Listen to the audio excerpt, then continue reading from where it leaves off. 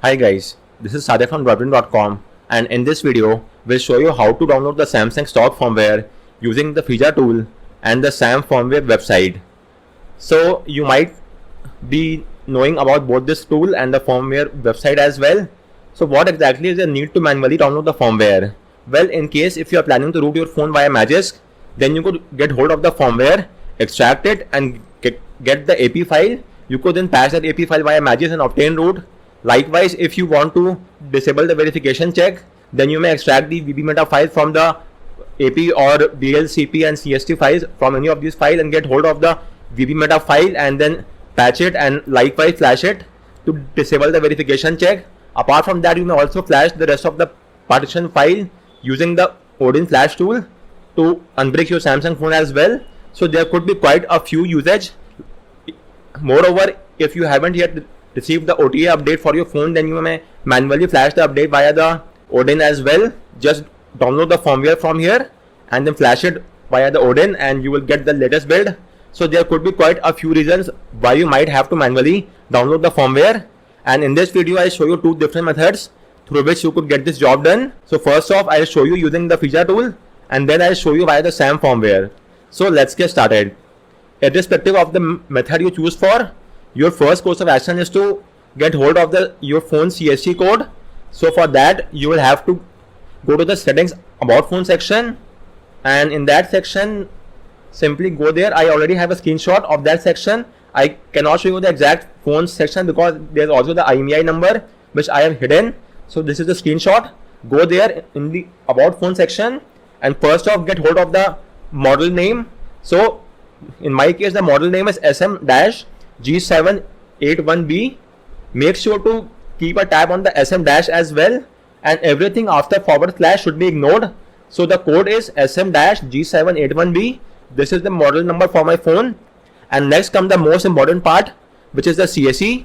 For that you will have to go to the settings about phone, software information section, and within that check the service provider software version, and from there you will see something like this. In my case all the four are same, which is INS, INS, INS and INS.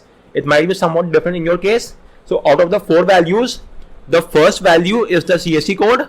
So in my case the CSE is INS, which is for India. Then the value 2 and value 3 shows it's a dual SIM, and the value 4 shows the country code where your phone has been manufactured. In my case all the 4 is INS. It might be different for you, that's not a cause of concern. Just keep a tab on the first number, which is in my case is INS, as you could see. So this INS is the CSC code for my phone. So make sure to get hold of the CSC code as well as the firmware for your phone. You may also get hold of the firmware using the third-party apps such as the Phone Info app. This app has been removed from Play Store, but it's also still there in the third-party site APK Mirror. So simply install the app and have a look at the CSC code section, the active CSC code, and you will get the active CSC code. It will show the same CSC code which is shown here. So in my case the CSC code is INS and this is the model name SM-G781B. So with this we have got both this code, and now let's move ahead with the next step. So first and foremost I'll show you how to download the firmware using the Fija tool. So for that your first course of action is to install the Microsoft.NET Core on your PC. So download the setup file firmware and install it onto your PC. I have just now installed it onto my PC. Once that is done, you may close the dialog box. Now connect your phone to the PC via USB cable. I'll tell you why this is required.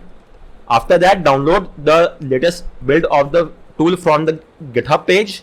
This is the official GitHub page and this is the latest build of this tool. Get it from here and extract them onto your PC. You could extract them anywhere you want. In my case, I've done the extraction here and these are the files of the tool. Now launch the exe file to open the tool, and once the tool has been launched, you will have to change. By default it will be in the manual mode, so you have to change the mode to automatic. So choose here and then select auto, and you might get a notification to connect your phone to the PC via USB cable. So let's get that job done as well, and with this we have done the connection. And now you will also have to enable USB debugging on your phone. So go to the settings menu, then go to about phone and tap on build number 7 times. After that go to developer option and enable USB debugging, tap on OK, and then your phone should be visible here. It will take a few seconds, and as you could see our phone is not visible here. just make sure to go to the auto mode and now click on check update. It will automatically bring up the latest build for your phone. It will take only a few seconds for that to happen. And as you could see, this is the version, this is the file name, and this is the Android OS version and the file size. So hit the download button and the latest build will be downloaded for your phone. But if you want to download a firmware for any other phone, then in that case simply go back to the manual mode, and from the manual mode you may now type in the model number for that phone. As I have shown you in the screenshot, the model number is there in the about phone section. So type in the model number here, then type in the CSC code corresponding to the service provider software version, as you could see the first value, and then type in the IMEI number or the serial number, the SN key. You could get IMEI and the serial number from the about phone section, and then hit the check update button, and you will get the update in the manual mode as well. As you could see, you will get the update in the manual mode. Click on download and the firmware will be downloaded, and once that is done, the firmware will be in a compressed zip format. You may extract it and get hold of the AP, BL, CP, CSC and home CSC files, as you could see. So guys, this was the first method of downloading the firmware. You may download both the firmware for your own phone and for some other phone. If this is your own phone, then simply use the auto mode and it will automatically pick up all the information. Just make sure that the USB debugging has been enabled, and then it will pick up the info, and then click on check update and download, and you will get the firmware. Or if you want to download for any other Samsung phone, then change the mode to manual and then download the firmware. With that said, let's now move ahead with the next method. The next method does not require you to download any tool as such. Simply go to the SAM firmware website. So go there and it will verify if you are a human or not. Let's hope we all are a human. Anyways, moving on. Once you are here, you will now either type in your phone name or the model code. In some cases that might not work. For instance, let me show you. My phone is Samsung Galaxy S20 FE 5G, and if I type in S20 FE, as you could see 5G, my phone is not being shown here.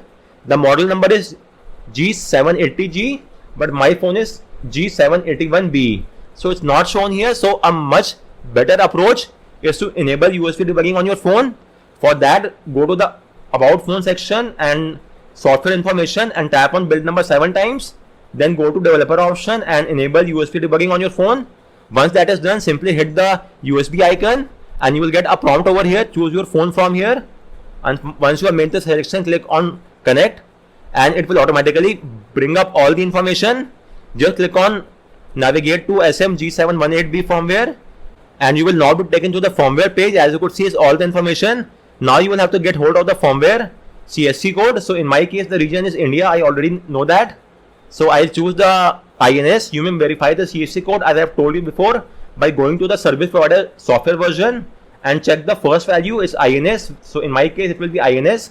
Apart from that, you may also have a look at a third-party app which is known as the Phone Info SAM app, and go to the active CSC code and get hold of the CSC code. Anyone will do. Once you have got the CSC code, in my case it's the INS build, go there and from here you may download the firmware of your choice. The latest one is always there at the top, but if you want to root your phone, then it might not be the latest firmware. In that case, you will have to download that firmware which is currently installed onto your phone, and that might not always be the latest firmware. So in that case, you will have to verify via the build number that which firmware is currently there onto your phone and then download that firmware.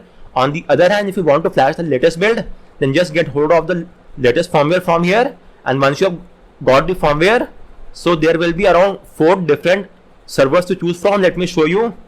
So at the time of recording, the Google Drive server is not authenticated. It's quite risky, so don't use it. Also skip the browser server. You may use the SAM FW server. It's working quite well and good, and the speed was also quite decent. I got around 40 Mbps. So you may try out this server, and once the firmware is done downloading, you could see that. Simply extract them and you will get all the files, the AP, BL, CP, CSC and home CSC onto your PC. So guys, these were the 2 methods through which you could get hold of the firmware for your phone. The only 2 things to keep in mind is that you need to have the CSC code and the model number. Apart from that, you may use both the feature tool as well as the SAM FW. The feature tool requires you to install a Microsoft.NET core and the tool as well.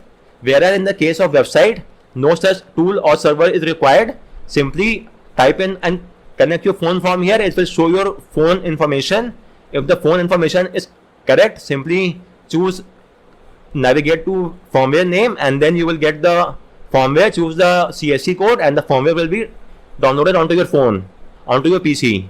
So guys, on that note, I round up this video. If you have any queries with regard to any of the steps, do let me know in the comment section, and thanks a lot for watching.